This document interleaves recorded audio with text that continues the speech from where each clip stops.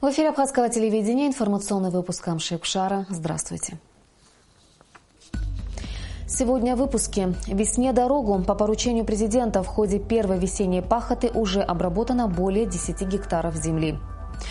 Понести ответственность. Директор Пицунда-Мюссерского заповедника освобожден от занимаемой должности. Легенды футбола. Ветераны сборной Абхазии обыграли сочинскую «Жемчужину» со счетом 5-4.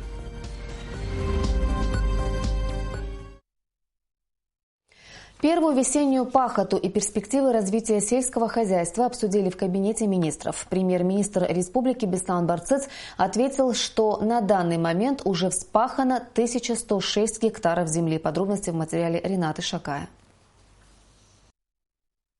В этом году на развитие сельского хозяйства выделено более 36 миллионов рублей. По поручению президента Рауля Хаджимба первая весенняя пахота проводится за счет бюджетных средств. К работе уже приступили. По республике будет вспахано 3150 гектаров земли. Самые большие сельхозрайоны – Ачимчирский – 680 гектаров и Гудаутский – 570 гектаров. На сегодняшний день из запланированного объема работы вспахано 1106 гекаров. Премьер-министр Беслан Барцыц отметил, что государство и дальше будет развивать сельское хозяйство. Уже на этой неделе будет выделено более 10 миллионов рублей. В 2015 году бюджет Минсельхоза был на уровне 45 миллионов.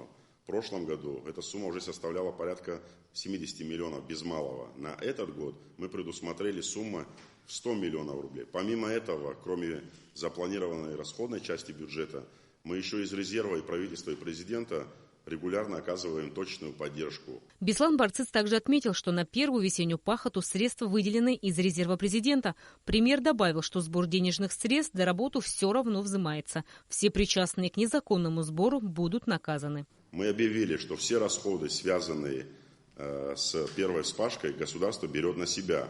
Мы реально это делаем, хочу вам официально заявить. Деньги уже спущены. Первая часть, связанная с приобретением горюче-смазочных материалов, деньги уже дошли до вас. Второй этап, связанный с заработной платой и так далее, это вторым этапом тоже деньги до вас доведен. Но скажу вам прямо, что мы иногда слышим, что на местах продолжаются сборы денег за пахоту. Если это имеет место быть, я вам официально говорю, что будете нести персональную ответственность те руководители, которые допускают это. Возможно, что-то вам неизвестно. Возможно, ваши трактористы что-то до вас не доводят. Но я прошу взять эту ситуацию под контроль. Невозможно такое, чтобы и государство выделяло деньги, и селяне платили за пахоту. Первую пахоту мы делаем бесплатно. Министр сельского хозяйства Даур Тарба представил подробную информацию о проделанной работе. По Гагрскому району вспахано 80 гектаров на вчерашний день. По Гудаутскому району 326 гектаров. По Сухумскому району 10 гектаров. По Гульрипскому району 110 гектаров, по Ачимчирскому району 170 гектаров, по Тхорчальскому району 190 гектаров, по Гальскому району 220 гектаров. Итого на вчерашний день вспахано 1106 гектаров. Из 3000 запланировано? Так точно. По словам министра сельского хозяйства Даура Тарба, сельхозтехника эксплуатируется более 10 лет. Она неисправна и нуждается в частом ремонте. Он добавил, что в этом году удалось приобрести навесное оборудование для машино-тракторных станций. То оборудование, которое пришло, на самом деле они сделаны из высококачественной стали. Она на самом деле для наших почв. И она в полном объеме задействована. Сейчас плуги наши все в работе. Посевные начнутся, сеялки готовые, культиватор. Все, что мы завезли на сумму 10 миллионов 424 тысячи рублей. Не будь этого оборудования, у нас были бы серьезные проблемы. Министр рассказал о развитии чайного производства. Так, по его словам, в агрофирмах сел Лыхны, Дурипши, Кутул в этом году уже собран чай на 500 гектарах земли. В этом году в селе Кутул Ачимчирского района сгорело 13 гектаров чая. В селе Лыхны Гудаутского района 5 гектаров. В каждом районе сгорело 5-6 гектаров фруктовых садов. Министр сельского хозяйства отметил, что такими темпами через 5-6 лет никаких насаждений у нас не останется.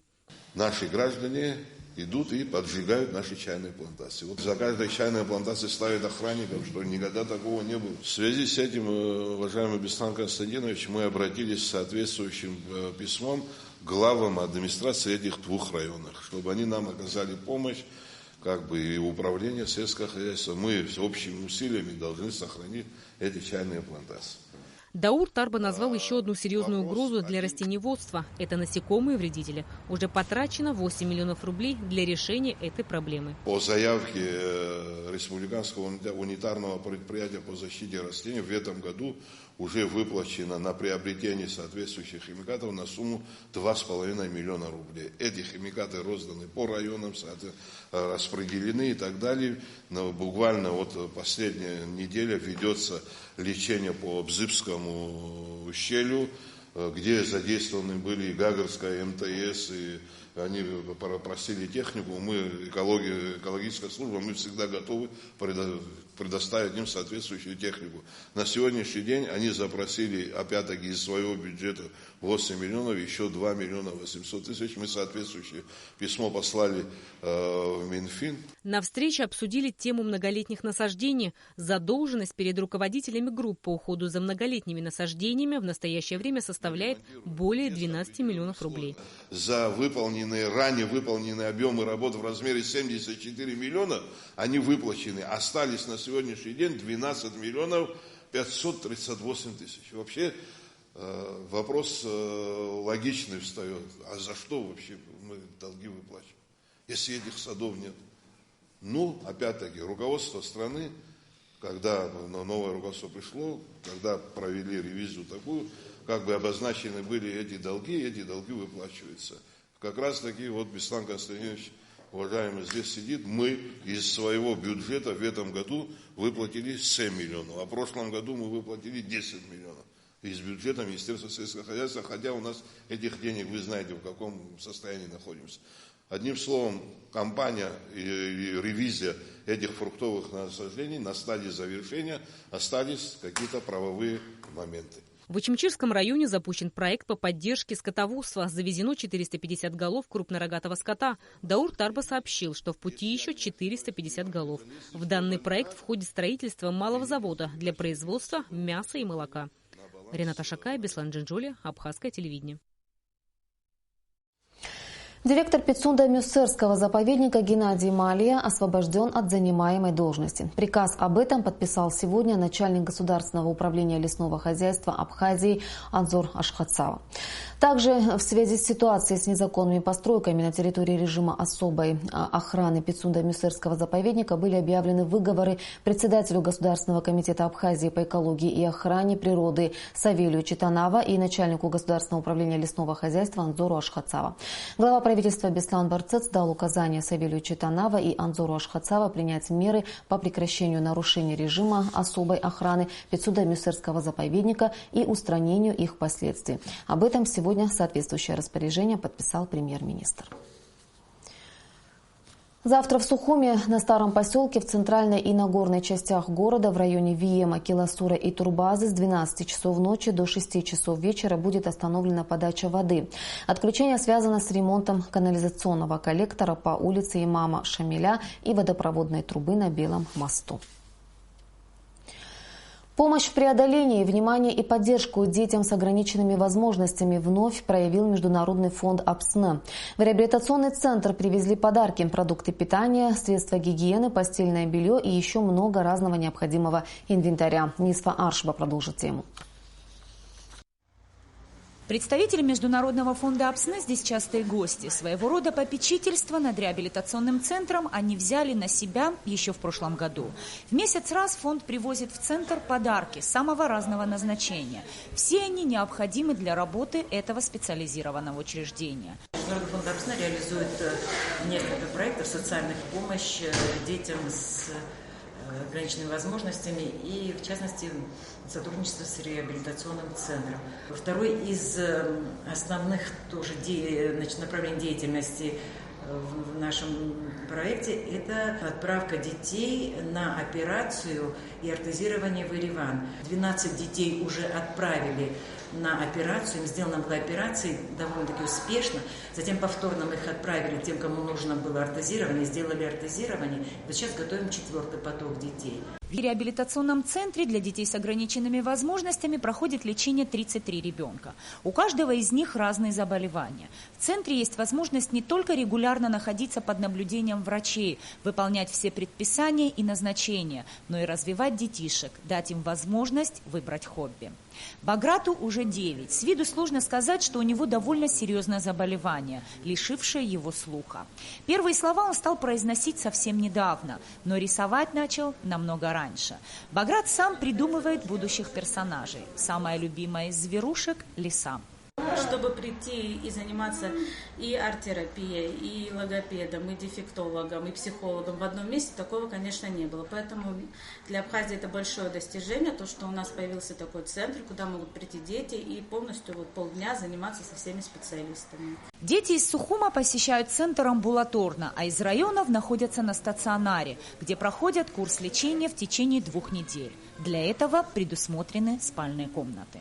Хотел выразить благодарность Международному фонду АПСНы Сунару Наджимовичу. Спасибо большое за такую акцию, то, что всегда нам помогает, всегда стоит рядом с нами. Хотелось бы еще добавить, поблагодарить всех, кто нам помогает нашему центру, в частности, торговый дом Беслан Панти.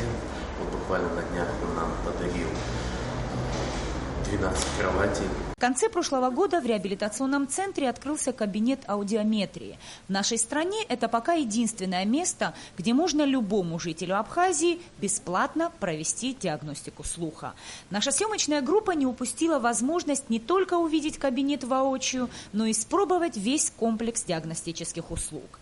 Оказалось, процедура безболезненная, больше напоминает прослушивание музыки в наушниках. Само исследование занимает 15 минут, после чего специалист выдает вам результат. Сурдологический кабинет для диагностики заболеваний слухового аппарата тоже детище Международного фонда АПСНа. Оборудовал его всем необходимым детский фонд ЮНИСЕФ.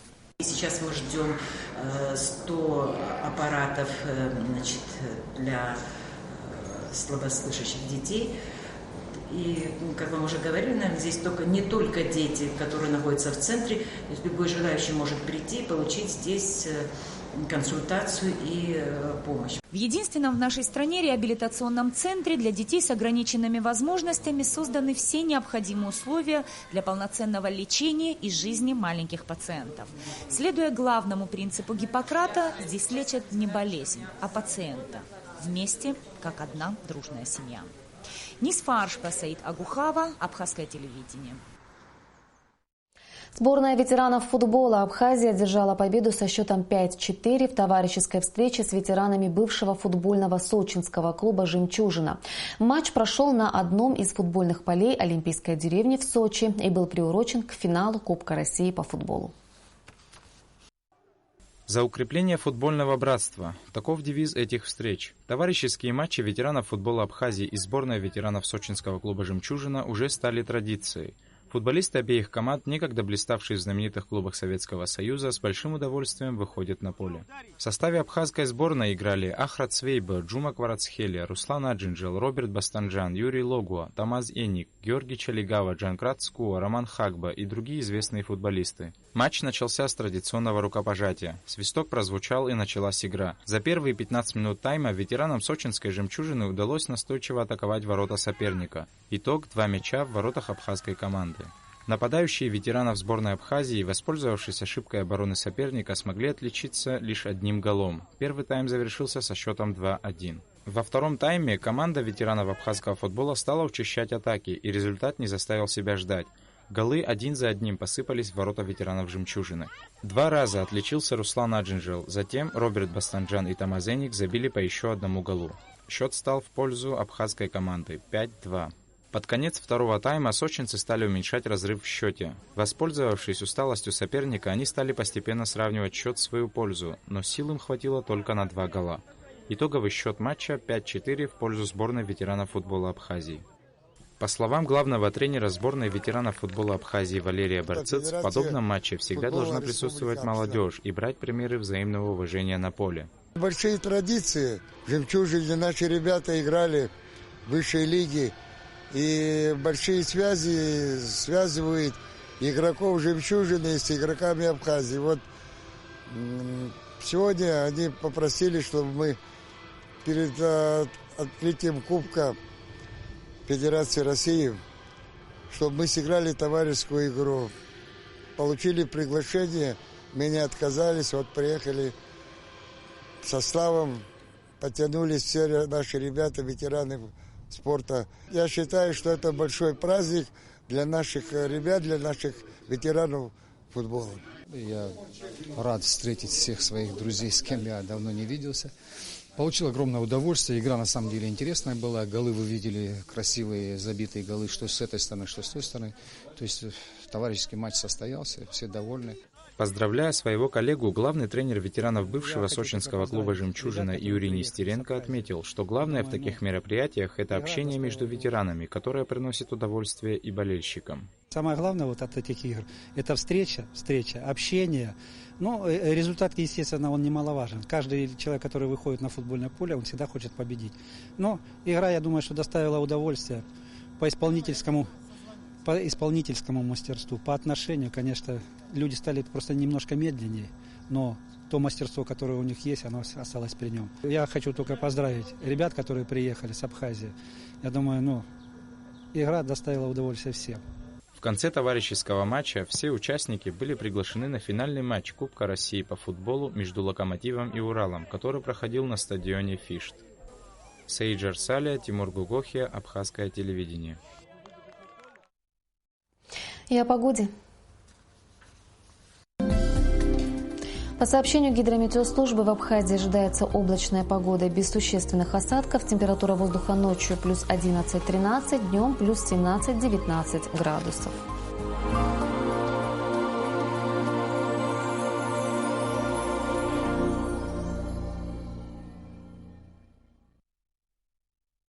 Информационный выпуск завершен. Я прощаюсь с вами. До встречи в эфире.